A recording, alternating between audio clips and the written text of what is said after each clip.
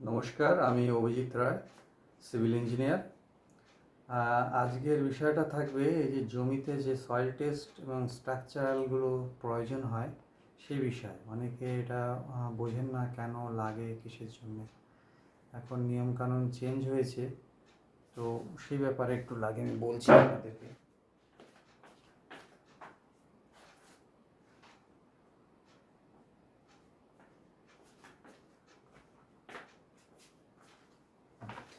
Building rules আছে, building rules কিছু আছে, সেখানে মেনশন করা থাকে। সব বিল্ডিং রুল মেনটেন করে আমাদের তো কাজ করতে হয়। তো সেখানে কি হয়, জেনারেলি আপনার ল্যান্ডের মানে আপনার যে বাউন্ডারি আছে, বাউন্ডারি লাগোয়া কোনো প্লট যদি ওয়াটার বডি থাকে, তাহলে কিন্তু সয়েল টেস্ট মাস্ট, এটা আপনার লাগবে। এক, দুই হচ্ছে আপনার জমি যদি 3 কাঠার উপরে হয়ে যায়, সেক্ষেত্রে আপনার সয়েল টেস্ট মাস্ট। তাহলে দুটো বললাম।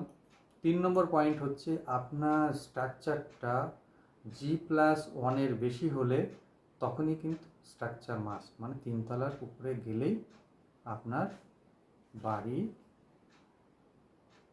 স্ট্রাকচার এবং সয়েল বোথ আপনাকে করতে হবে। তাতে কি হচ্ছে, তাতে আপনার কনস্ট্রাকশানের অ্যাপ্রুভালের কস্টও বেড়ে যাবে। ঠিক আছে?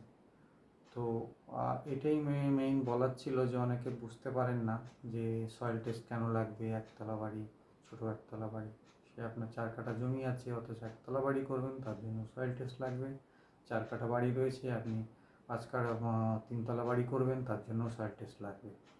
তো সয়েল টেস্ট, স্ট্রাকচার এবং সিভিল ইঞ্জিনিয়ার 3 জনের ইনভলভমেন্ট এখন রাখতে হয়।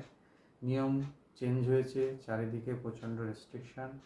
তো আমাদেরকে এইসব নিয়মকানুন মেনেই বিল্ডিং প্ল্যানগুলো করতে হয়। তো এটাই মেইনত বলার ছিল এই ভিডিওতে, যে সয়েল টেস্ট আমরা কোন কোন ক্ষেত্রে আমাদের লাগে। ওকে, নমস্কার।